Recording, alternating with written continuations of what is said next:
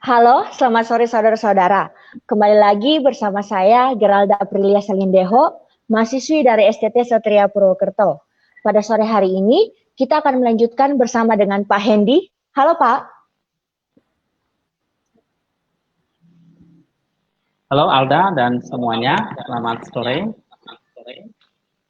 Kita akan membahas mengenai pengakuan iman Nikea butir keempat yang berisi telah disalibkan bagi keselamatan kita di bawah pemerintahan Pontius Pilatus. Dia menderita sengsara dan dikuburkan.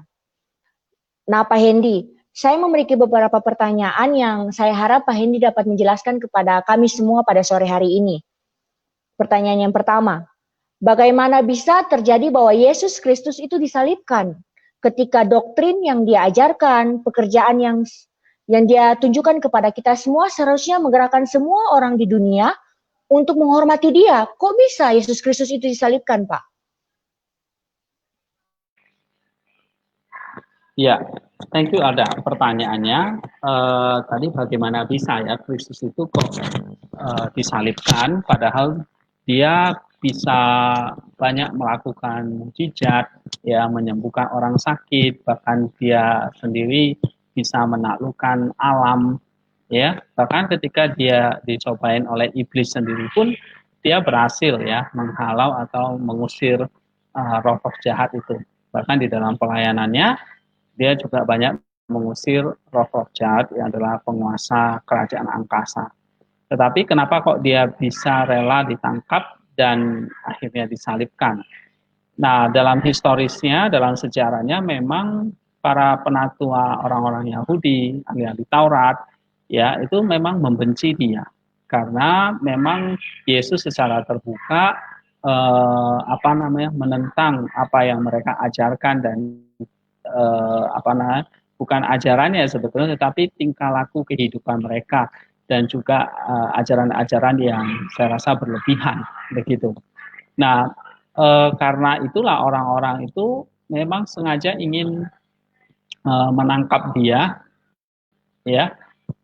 Walaupun orang-orang tersebut mendengar tentang ajaran dia, bahkan melihat sendiri miracle-nya, mujizatnya, tetapi yang ada dalam pikiran mereka adalah ini adalah Yesus ini adalah justru di mata mereka adalah penyesat, ya yang memakai kuasa kegelapan untuk untuk menyembuhkan, untuk menolong orang, semuanya pakai kuasa iblis atau kuasa Beelzebul. Jadi bagi orang-orang Farisi dan ahli-ahli Taurat, ya dia adalah false prophet, nabi palsu atau guru palsu, ya sehingga mereka menuduh Yesus itu dan memberikan dia hukuman mati, yaitu hukuman pada saat itu yang berlaku bagi seorang penjahat hukumannya adalah penyalipan. Sebenarnya di dalam hukum Taurat bukan penyalipan ya, tetapi dilempar batu misalnya. Penyalipan tidak ada di dalam hukum Taurat, tetapi memang ini adalah hukum dari kerajaan Romawi pada waktu itu, sehingga yang memutuskannya adalah Pontius Pilatus yang memberikan hukuman penyalipan itu. Ya, nah, ini secara historiskal yang terjadi pada masa Yesus, dia disalibkan. Ini penting Alda, kita penyakuan imanisikan bahwa Yesus itu benar-benar disalib, ya, pada saat pemerintahan Pontius Pilatus, dan ini ada dalam sejarah, ya, dia adalah seorang wali negeri kerajaan Romawi di Yudea, ya. Penyalipan Yesus ini menegaskan bahwa ini sungguh-sungguh terjadi secara historis oleh karena kebencian dari orang-orang Farisi dan ahli Taurat, orang-orang Yahudi, ya dia menderita sengsara dan dikuburkan. Ini sebenarnya ditujukan untuk menentang bidat doketisme. Ini adalah satu bidat yang mengajarkan bahwa Kristus itu tidak menderita di atas kayu salib, namun kelihatannya saja dia menderita sengsara dan dia wafat.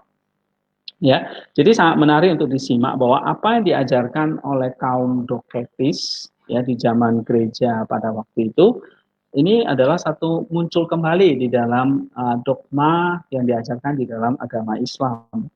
ya, yang mengajarkan bahwa Nabi Isa itu tidak disalibkan tapi diserupakan gitu, seperti Nabi Isa yang menggantikan tempatnya. Ya, sedangkan Nabi Isa sendiri itu dipercaya diangkat hidup-hidup oleh Allah ke surga.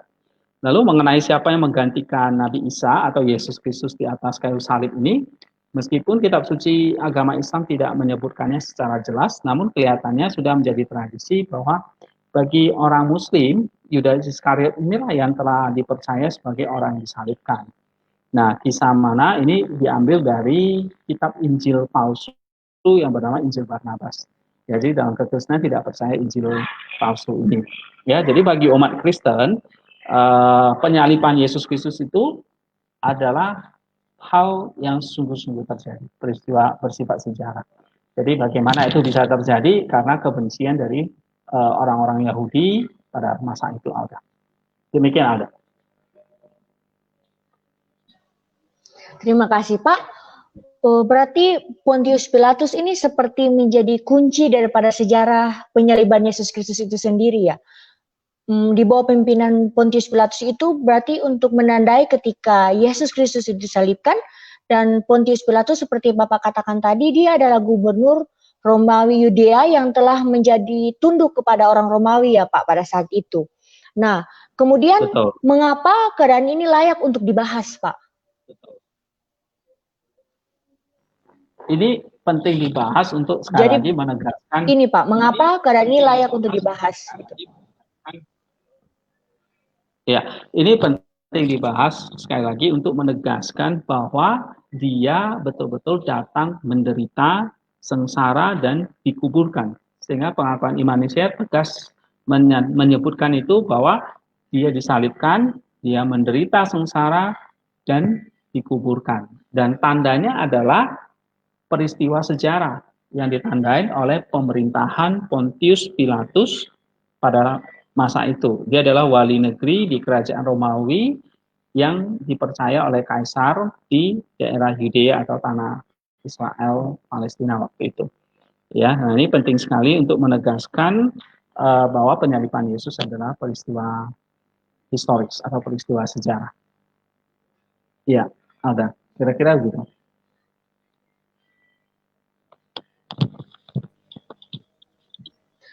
Nah Pak, mengapa tidak hanya dikatakan dalam pengakuan Nikia ini bahwa Yesus Kristus itu disalibkan saja, tetapi juga menambah bahwa ia menderita. Berarti kenapa Yesus harus disalibkan dan juga menderita? Dia kan Allah. Seperti itu Pak. Ya, ya ini pertanyaan penting ya. Bahwa apa yang terjadi kepada Kristus ya, baik inkarnasinya, ya, kemudian dia datang untuk memberitakan kerajaan surga, menggenapkan hukum Taurat, ya itu semua memang bukan sekedar tiba-tiba yang dikatakan oleh Kristus waktu dia di dunia, tetapi itu memang sudah dalam rencana keselamatan Allah. Termasuk juga dia model kematiannya disalibkan. Kenapa kok enggak dia dibunuh dengan dihujan batu, atau dia dibunuh dengan ditikam dengan pisau misalnya gitu ya. Tetapi kenapa matinya kok harus disalibkan? Ya, nah, semua adalah penggenapan dari apa yang sudah menjadi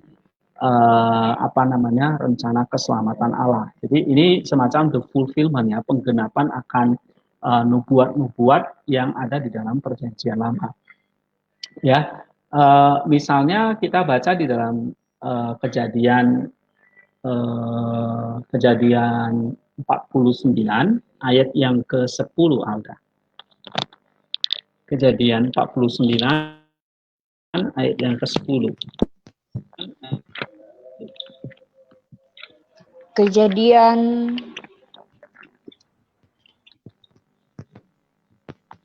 49 ayat yang ke-10. Sebentar Pak.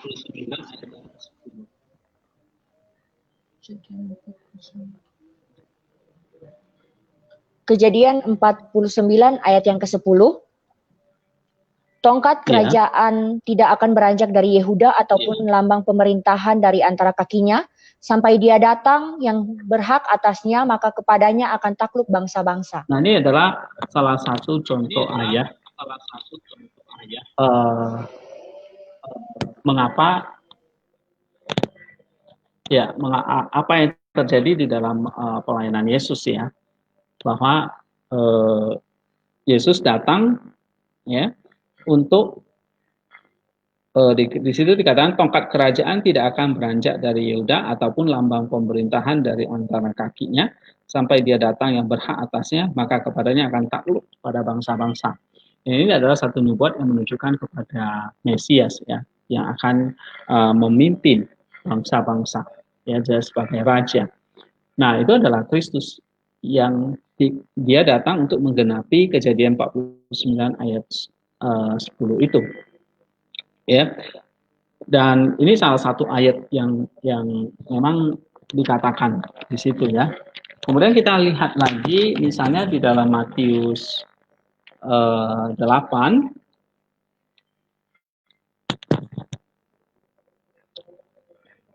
ayat yang ke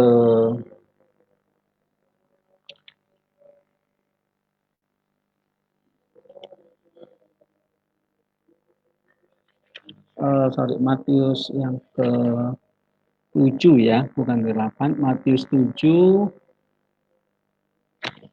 ayat yang ke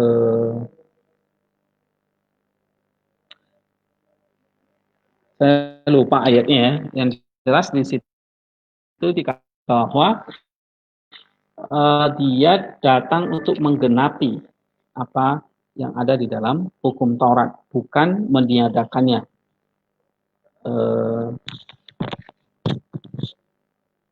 Nah, itu yang terjadi. Kenapa misalnya penyaliban Kristus itu menjadi hal yang penting ya. Bahkan di situ ditambahkan juga dia menderita, ya, bukan hanya disalibkan, tetapi ditambahkan kata dia menderita sengsara dan dikuburkan. Ini untuk menunjukkan bahwa penyaliban itu bukan hanya sekedar penderitaan dan kematian, tapi ini juga benar-benar adalah satu penderitaan dan kematian yang sungguh-sungguh, ya, bukan hanya sekedar kaum Doketis itu mengajarkan bahwa Kristus tidak benar-benar menderita, dia hanya kelihatan saja dia menderita.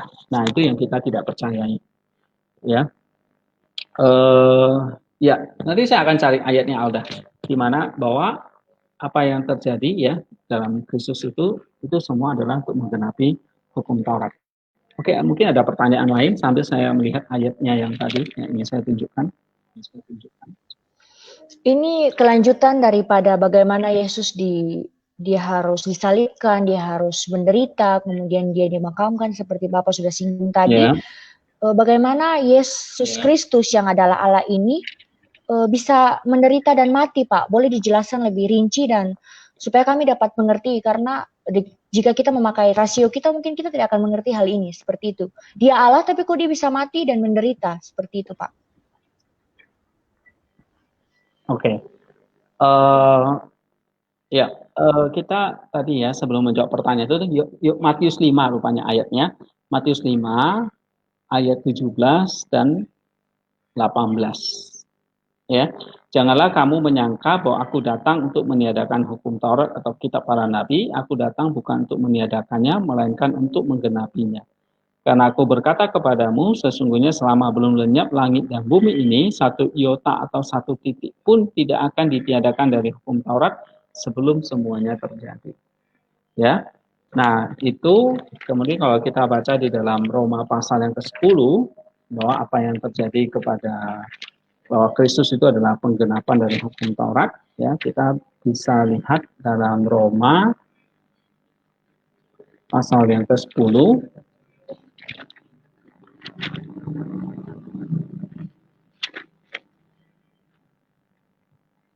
ayat yang ke-4, bacakan Alda.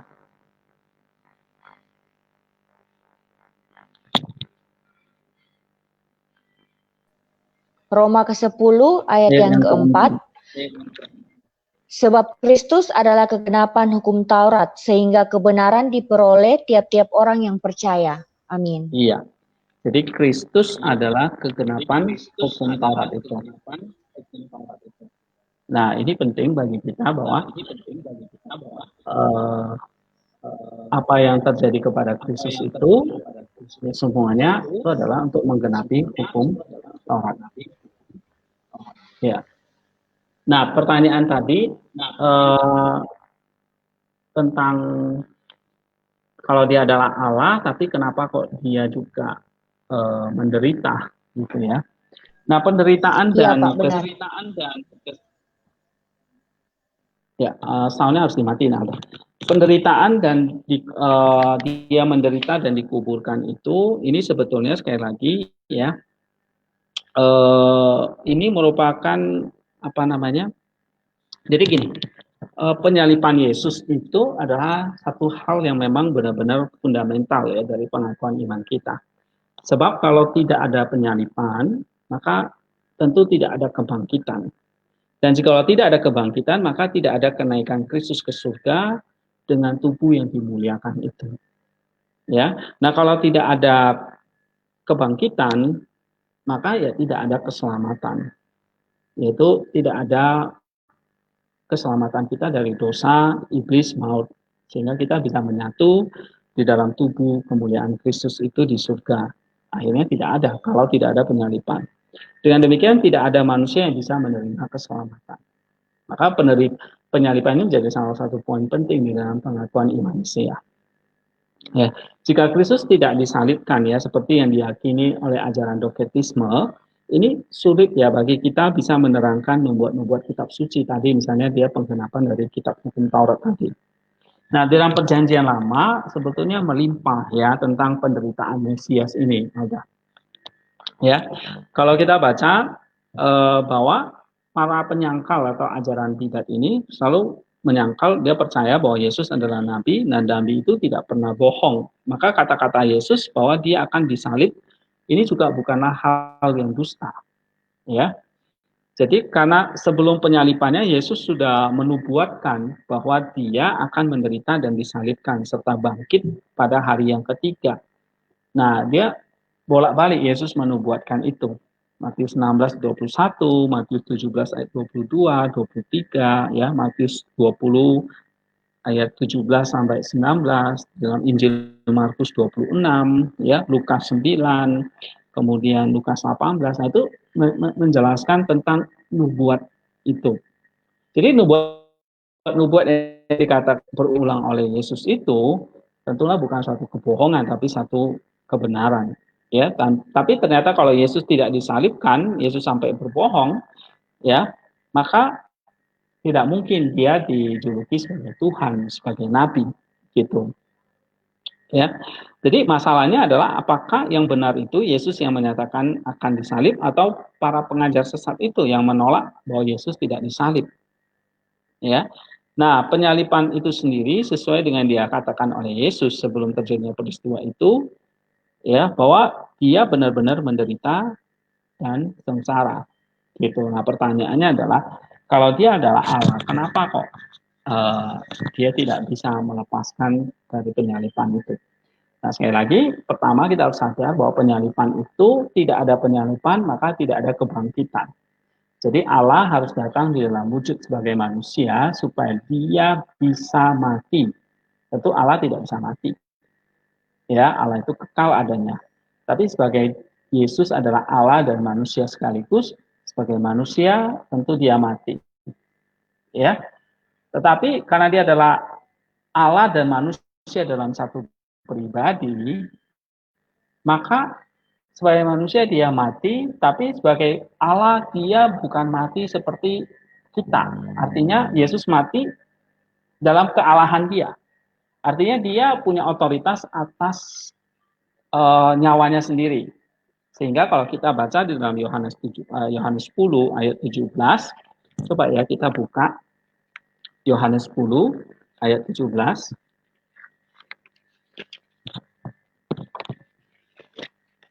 Bahwa Kristuslah yang menyerahkan Ya, Bapa mengasihi aku oleh karena aku memberikan nyawaku untuk menerimanya kembali.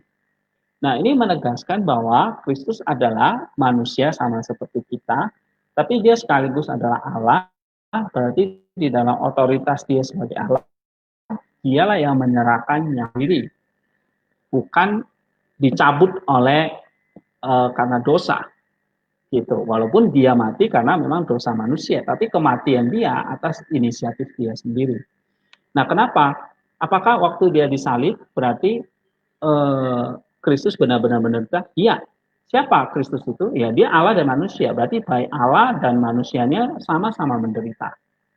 Ya, jadi bukan hanya manusianya saja, tapi natur keilahiannya juga ikut menderita.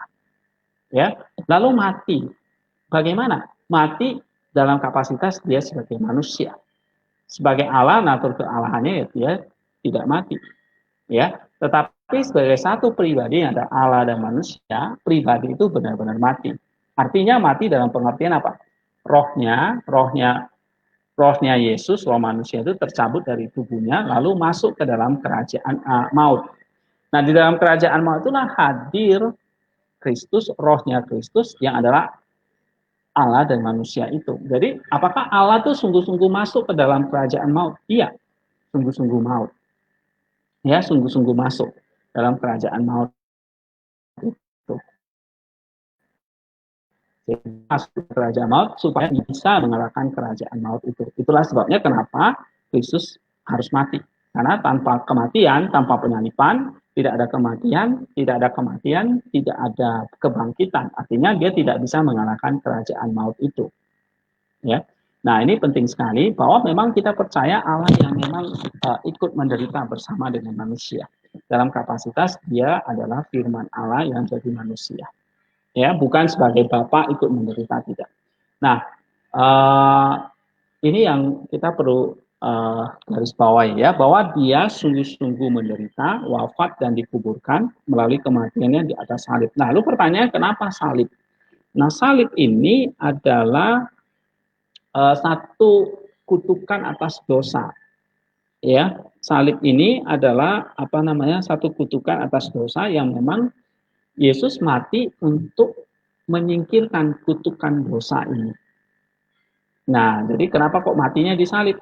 Karena untuk menyingkirkan atau mengalahkan kutukan dari dosa, yaitu kematian itu sendiri. Ya, kita percaya ya bahwa di sini dia sungguh menderita, wafat dan dikuburkan melalui kematiannya di atas salib. Tindakannya itu adalah satu wujud taatnya secara mutlak kepada kehendak Allah. Ya, dalam Filipi 2 ayat 6 sampai 8. Sehingga dengan demikian dia menghapuskan ketidaktaatan Adam. Nah, jadi sisi lain, kenapa kok Yesus disalib? Itu untuk menunjukkan ketaatannya sampai mati. Untuk menggantikan apa? Ketidaktaatan Adam. Nah, kodrat Adam yang telah berdosa itu diakhiri oleh Yesus di kayu salib. Sehingga ia disebut sebagai Adam yang akhir. Coba Alda baca 1 Korintus 15 ayat 45.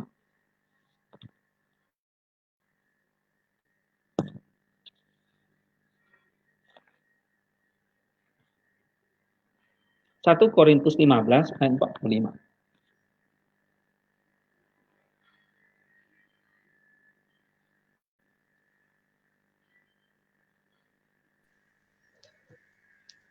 Satu Korintus ayat 45.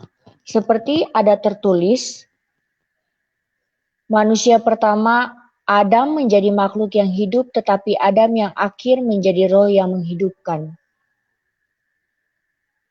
Jadi Kristus diparalelkan dengan Adam.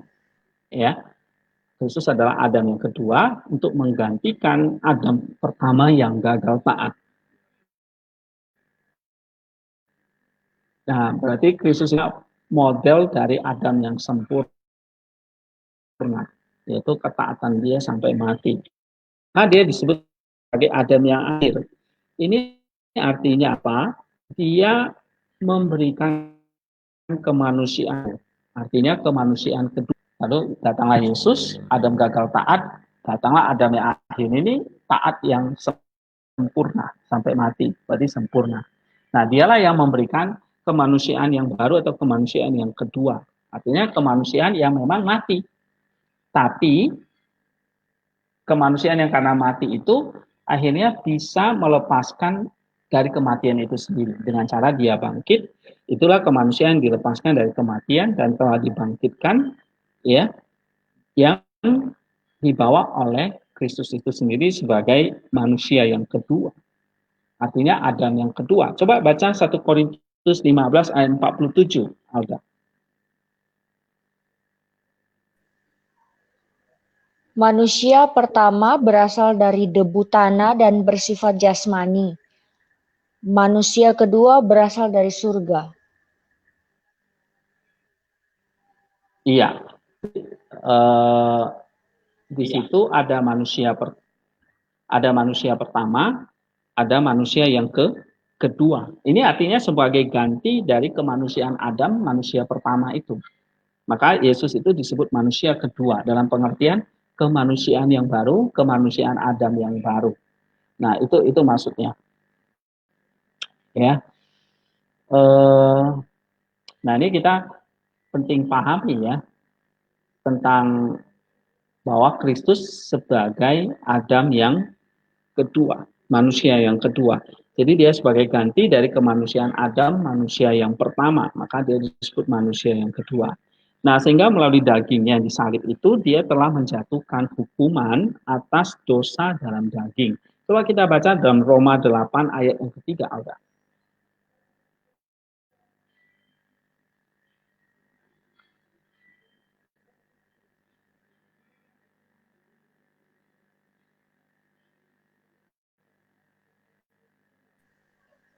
Roma 8 ayat yang ketiga, sebab apa yang tidak mungkin dilakukan hukum Taurat karena tak berdaya oleh daging, telah dilakukan oleh Allah dengan jalan mengutus anaknya sendiri dalam daging, yang serupa dengan daging yang dikuasai dosa karena dosa, ia telah menjatuhkan hukuman atas dosa di dalam daging. Iya. Jadi dia benar-benar menjatuhkan hukuman dosa, hukuman atas dosa di dalam daging. Sehingga apa? Sehingga manusia berdosa itu diperdamaikan dengan Allah di dalam tubuh jasmani Kristus oleh kematiannya. Ya, kita bisa baca dalam Kolose 1:22. Kolose 1 ayat 22.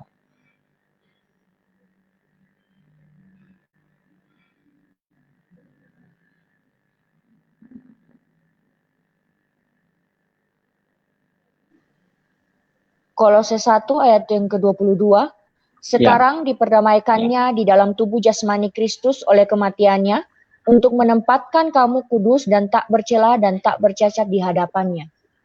Amin. Iya.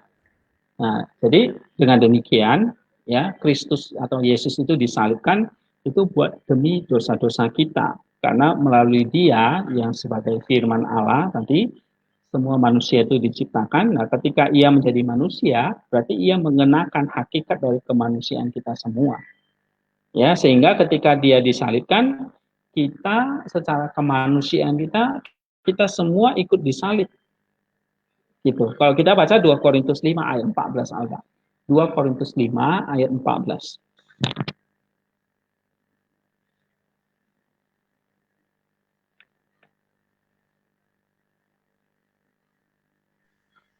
2 Korintus 5 ayat 14, sebab kasih Kristus yang menguasai kami, karena kami telah mengerti bahwa jika satu orang sudah mati untuk semua orang, maka mereka semua sudah mati. Amin. Iya, jika satu orang, maksudnya Yesus Kristus ini, sudah mati, ya, untuk semua orang, maka mereka semua sudah mati. Karena apa? Karena dia mengenakan kemanusiaan kita. Ya, jadi kalau dia mati, satu orang ini mati, maka kemanusiaan kita itu ikut mati. Tetapi dia bangkit, berarti kemanusiaan kita jadi kemanusiaan yang baru. Sebab kemanusiaan Adam kan tidak bangkit. Adam mati, nggak bangkit ya. Tetapi Kristus mati, dia bangkit. Berarti kemanusiaan yang bangkit. Artinya apa? Kemanusiaan yang sudah mengalahkan dosa, iblis, dan maut itu. Nah, kemanusiaan itulah yang diberikan kepada kita. Dengan cara apa tadi? Dia taat sampai mati melalui penyalipannya itu tadi. Ya.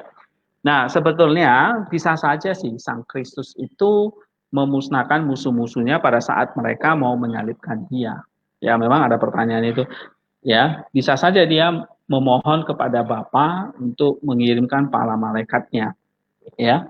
Seperti misalnya ada baca dalam Matius 26 ayat 53 sampai 54.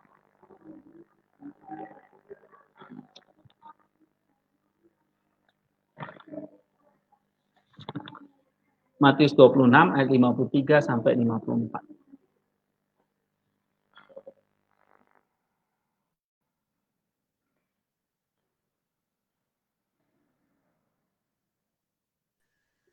Bisa ulangi, Pak? Matius 26 ayat 26. 53 sampai 54. Atau kau sangka bahwa aku tidak dapat berseru kepada Bapakku supaya ia segera mengirim lebih dari 12 pasukan malaikat membantu aku? Jika begitu, bagaimanakah akan digenapi yang tertulis dalam kitab suci yang mengatakan bahwa harus terjadi demikian? Pada saat itu Yesus berkata kepada banyak orang, "Sangkamu aku ini penyamun, maka kamu datang lengkap dengan pedang dan pentung untuk menangkap aku, padahal tiap-tiap hari aku duduk mengajar di bait Allah dan kamu tidak menangkap aku. Akan tetapi semua ini terjadi supaya genap yang ada tertulis dalam kitab nabi-nabi, lalu semua murid itu meninggalkan dia dan melarikan diri." Amin. Jadi itu. Ya, jadi salah satu yang harus digenapi oleh Kristus itu adalah penyalipan. Ya, untuk menggenapi apa yang sudah dinubuatkan. Jadi memang penyalipan itu tidak bisa dihindari karena itu Kristus datang untuk menggenapi itu. Ya, apakah dalam kemahatauan Yesus firman Allah itu sudah tahu nggak apakah dia akan disalib? Sudah tahu Kristus. Maka Kristus menubuatkan kematiannya itu sampai 3 kali kepada para murid-muridnya. Ya, tadi kalau kita baca dalam kitab Injil itu Yesus sampai 3 kali menubuatkan tentang kematian karena Yesus sudah tahu. Ya, tapi dia mempersembahkan dirinya dengan sukarela sebagai satu korban bagi dosa-dosa kita. Dia kalau mau bisa saja menyuruh para malaikat tadi kan, tapi dia nggak mengadakan itu, nggak melakukan itu. Ya, jadi hukuman mati ya di atas yang digantung di atas kayu salib ini adalah untuk menebus kita dari kutuk hukum Taurat. Ya, apa itu kutuk hukum Taurat? Yaitu kutuk manusia tidak taat kepada hukum itu. Tidak taat berarti dosa dan kutuknya adalah kematian. Nama Kristus mati dengan jalan menjadi kutuk karena kita. Ya, tapi dia sendiri tidak berdosa atau bukan kutukan itu, tetapi dia mengambil jalan itu. Coba Alda baca Galatia 3 ayat 13 ya.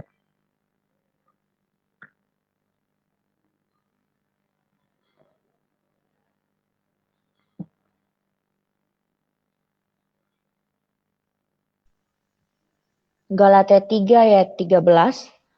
Kristus telah menebus kita dari kutuk hukum Taurat dengan jalan menjadi kutuk karena kita. Sebab ada tertulis, terkutuklah orang yang digantung pada kayu salib. Amin.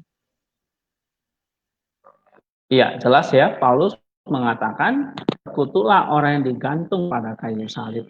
Jadi penderitaan Kristus, kematiannya itu kenapa kok disalib? Ya karena tadi untuk menggenapi hukum Taurat itu. Yaitu menebus kita dari kutuk hukum Taurat dengan jalan menjadi kutuk karena kita. Ya, ini sebetulnya diambil dalam kitab Ulangan 21 ayat 23. Ya, Ulangan 21 ayat 23. Coba baca Alda.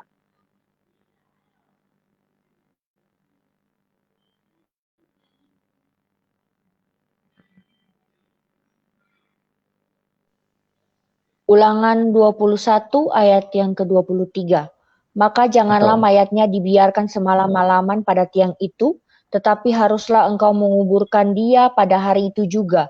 Sebab seorang yang digantung terkutuk oleh Allah, janganlah engkau menajiskan tanah yang diberikan Tuhan Allahmu kepadamu menjadi milik pusakamu. Amin. Iya. Jadi Kristus harus digantung di atas pada kayu. Nah, Bapak Gereja misalnya Irenaeus ya Greek Fathers itu semua mengatakan bahwa Adam gagal itu karena pohon pengetahuan baik dan jahat. Pohon itu bentuk kayu, ya. Tetapi oleh Kristus kegagalan Adam itu dibayar oleh Kristus itu sendiri. Nah, sehingga kayu yang oleh Adam itu gagal sekarang menjadi kayu yang membawa Kristus itu menebus kesalahan Adam. Nah, ini menarik ya. Satu alegorisme yang dari Bapak Gereja, misalnya dari Irenaeus. Ya. Nah, jadi kalau ditanya mengapa disalib? Jawabannya adalah untuk menebus kita dari kutuk hukum Taurat. Apa itu kutuk hukum Taurat? Yaitu hukum Taurat yang diberikan karena manusia itu tidak taat. Ya, ketidaktaatan itulah kutuk hukum Taurat, yang akibatnya adalah kematian, dan kematian itu adalah akhir dari segala hidup manusia. Artinya manusia terpisah selama-lamanya dari Allah. Oleh sebab itu dia datang ya untuk menyelamatkan kita dari kutuk hukum Taurat itu. Nah, penyalipan Kristus ini juga mengalahkan iblis ya dan roh-roh jahatnya. Coba kita baca dalam Kolose 2 ayat 14 sampai 15 Alda.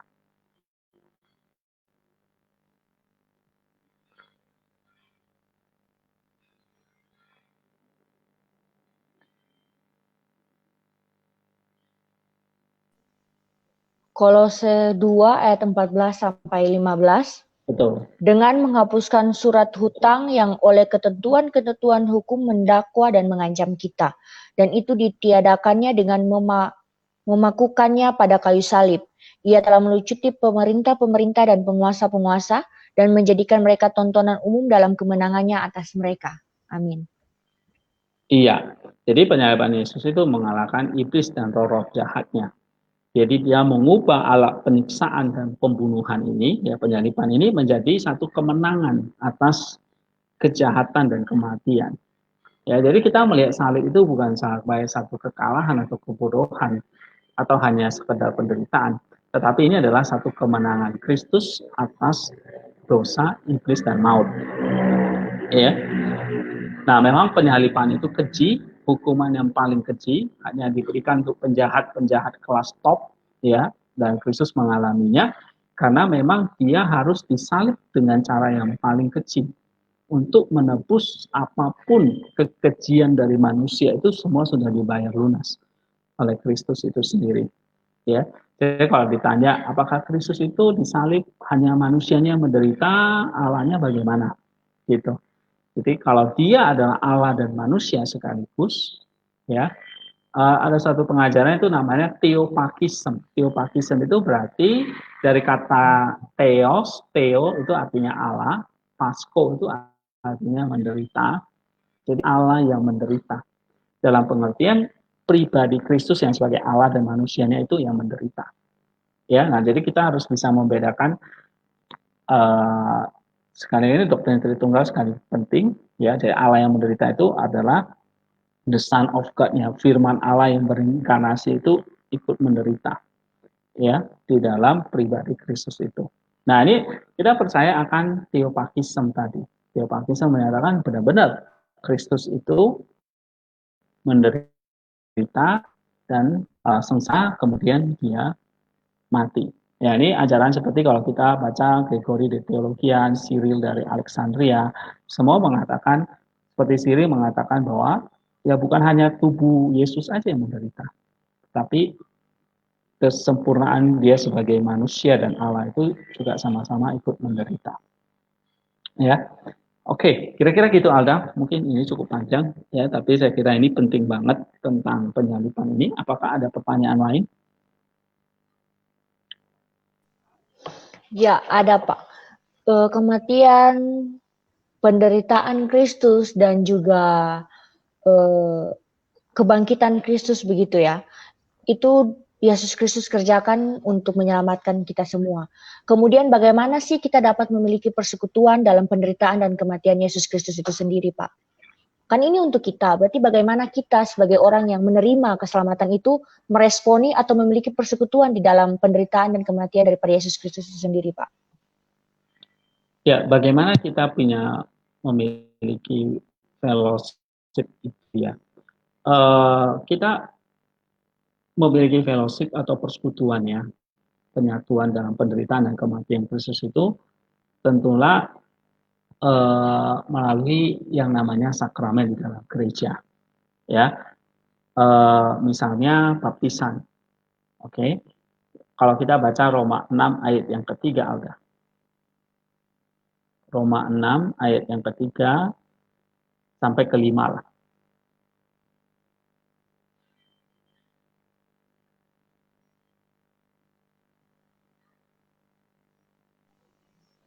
Roma yang ke-6 ayat 3 sampai yang ke-5. Atau tidak tahukah kamu bahwa kita semua yang telah dibaptis dalam Kristus telah dibaptis dalam kematiannya? Dengan demikian kita telah dikuburkan bersama-sama dengan Dia oleh baptisan dalam kematian, supaya sama seperti Kristus telah dibangkitkan dari antara orang mati oleh kemuliaan Bapa, demikian juga kita akan hidup dalam hidup yang baru. Sebab jika kita telah menjadi satu dengan apa yang sama dengan kematiannya, kita juga akan menjadi satu dengan apa yang sama dengan kebangkitannya. Amin. Nah, itu misalnya salah satu cara kita menyatu dengan penderitaan, kematian, dan kebangkitan Kristus, yaitu melalui sakramen baptisan. Ya. Kemudian kita lihat juga Galatia 2 ayat 19 dan 20, Alda.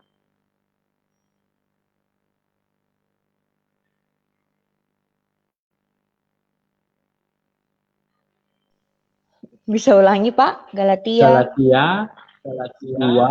ayat 19 dan 20. Galatia 2 ayat 19 dan 20.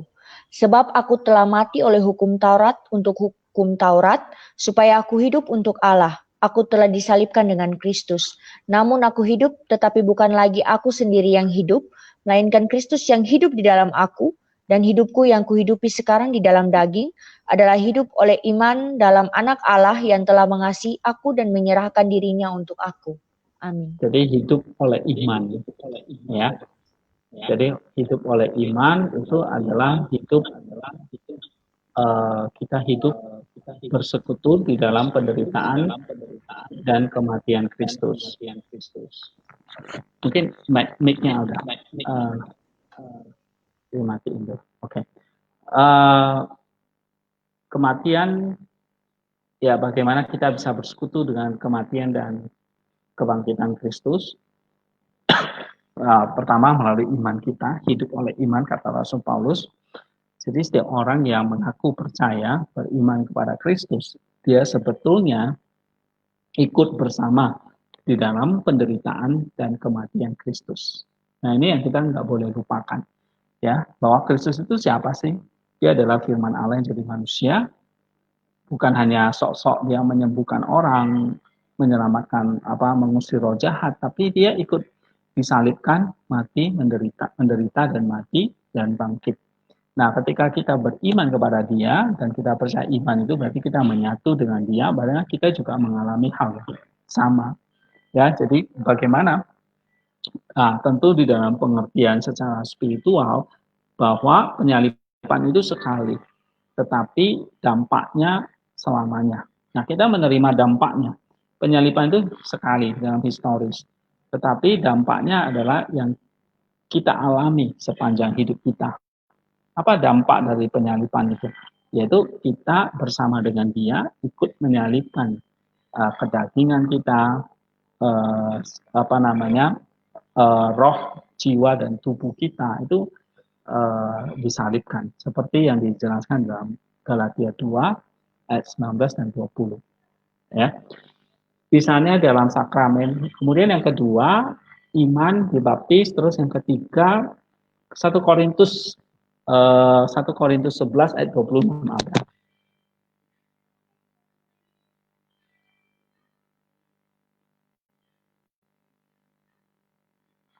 1 Korintus 11 ayat 26.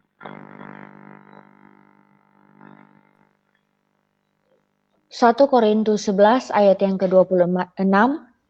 Sebab setiap kali kamu makan roti ini dan minum cawan ini, kamu memberitakan kematian Tuhan sampai Ia datang. Amin. Iya, itu adalah sakramen perjamuan kudus, di mana kita bisa bersekutu dengan kematian dan kebangkitan Kristus, atau penderitaan Kristus dan kebangkitannya. Galatia 5 ayat 24 ada.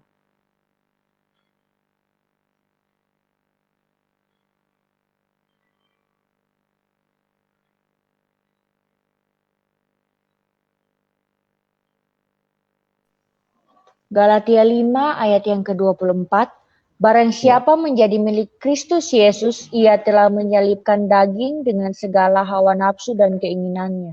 Betul. Jadi kalau kita sudah menjadi milik Kristus, berarti kita sudah ikut menderita bersama dengan Dia dalam kematian dan kebangkitan itu. Berarti kita sendiri telah menyalibkan daging dengan segala hawa nafsu dan keinginannya. Nah, jadi penyaliban Kristus itu sekali di dalam sejarah, hanya sekali. Jadi Kristus tidak bolak-balik disalibkan. Tetapi kita sebagai individu-individu ini yang percaya, beriman tadi, dibaptis, kemudian juga mengikuti perjamuan kudus, kita menjalani sekarang proses penyaliban itu. Jadi hidup kita memang, kata Yesus, adalah memikul salib. Untuk apa memikul salib? Tentu untuk menyalibkan diri kita sendiri.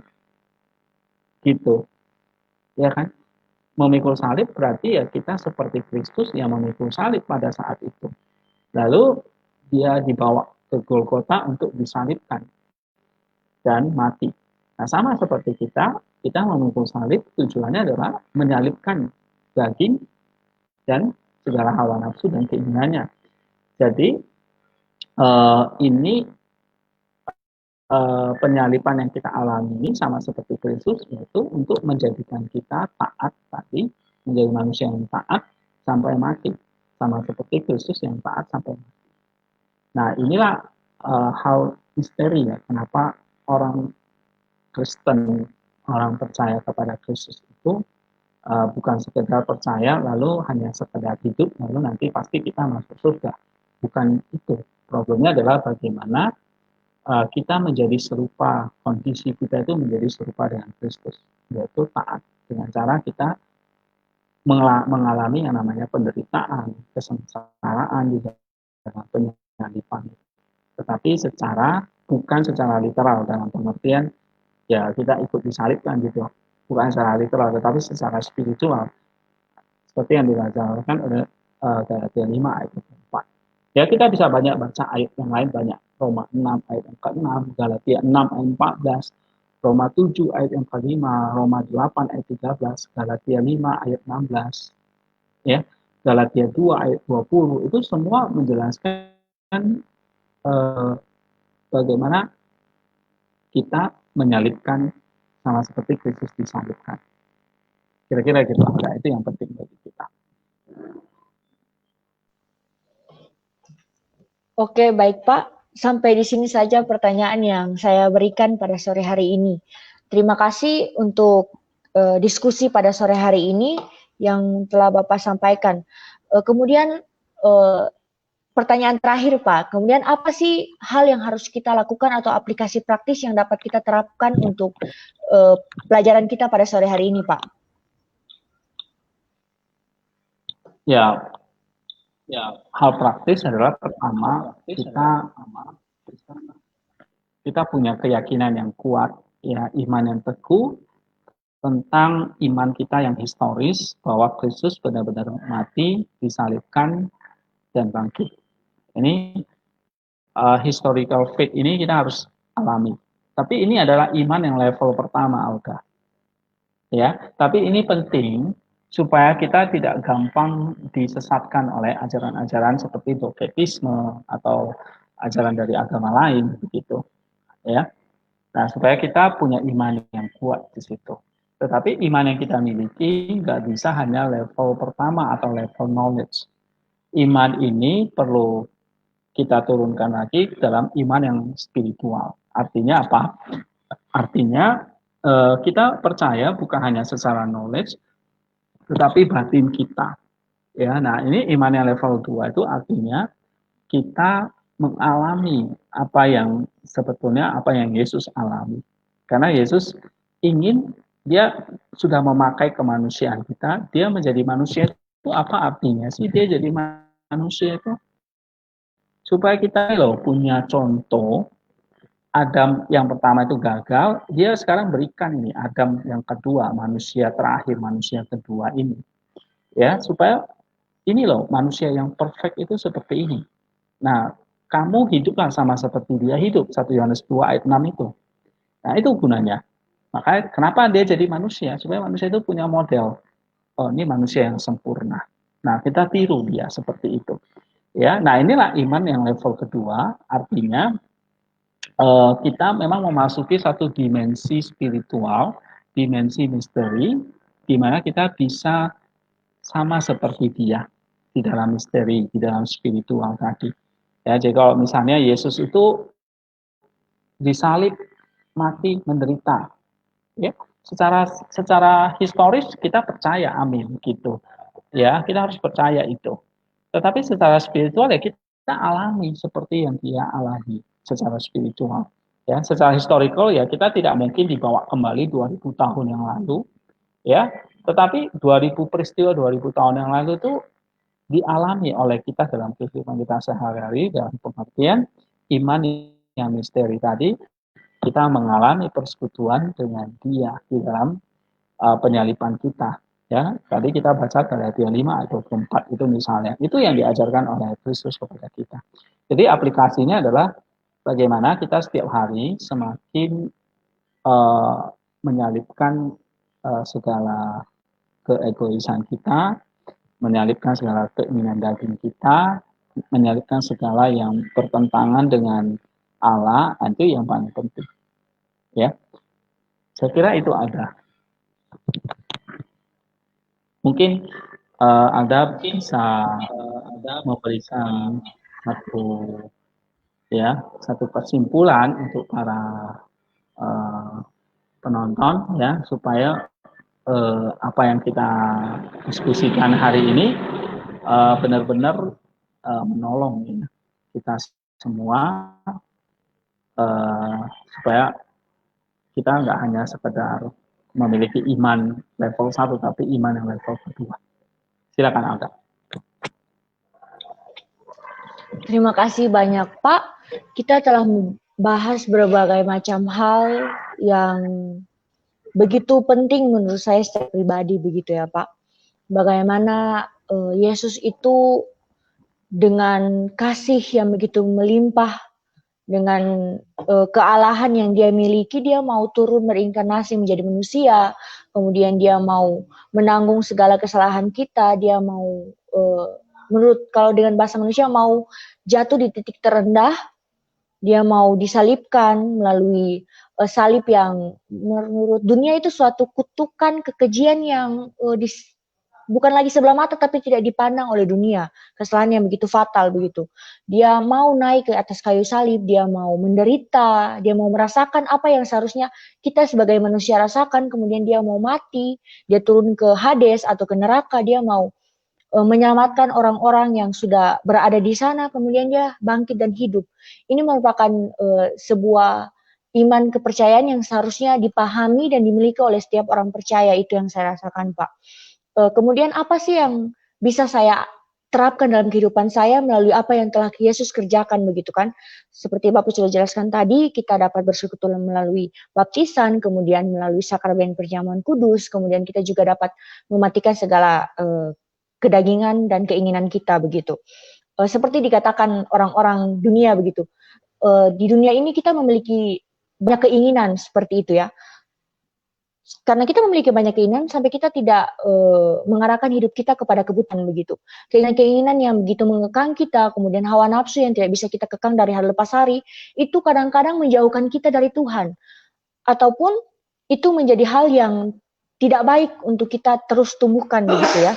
Kalau kita dari hari lepas hari, kita tidak mau mengekang atau menyalibkan daging kita, kita tidak mau memikul salib Tuhan, saya yakin yang saya percaya kehidupan kerohanian kita tidak akan bertumbuh. Kita hanya mengenal Tuhan, tapi kita tidak menghidupi Tuhan dalam kehidupan kita. Kalau Tuhan Yesus Kristus sendiri turun ke dunia, melewati tahap spiritualitas yang begitu baik, seharusnya kita sebagai pengikut Yesus, yang kita mengatakan diri kita sebagai pengikut Yesus, orang Kristen, seharusnya juga mengerjakan hal itu, Pak. Jadi yang harus saya lakukan untuk semakin memperdalam kehidupan kerohanian saya, tentunya saya mau menyelipkan daging saya mau ikut merasakan apa yang Yesus rasakan, kemudian saya memperbaharui kehidupan saya, supaya nanti akhirnya saya dapat mempertanggungjawabkan iman saya kepada Tuhan Yesus Kristus. Mungkin itu saja Pak yang bisa saya simpulkan dari apa yang kita pelajari pada sore hari ini. Nah, saudara-saudara, biarlah melalui apa yang kita pelajari pada sore hari ini, saudara-saudara dapat mengerti, dapat mendapatkan pelajaran yang baik, kemudian kita semua dapat semakin menghidupi Kristus yang merupakan teladan kehidupan kita, merupakan pola asli daripada kemanusiaan kita untuk menjadi serupa dan segambar dengan Allah. Baiklah, selamat sore saudara-saudara, Tuhan Yesus memberkati. Bye-bye.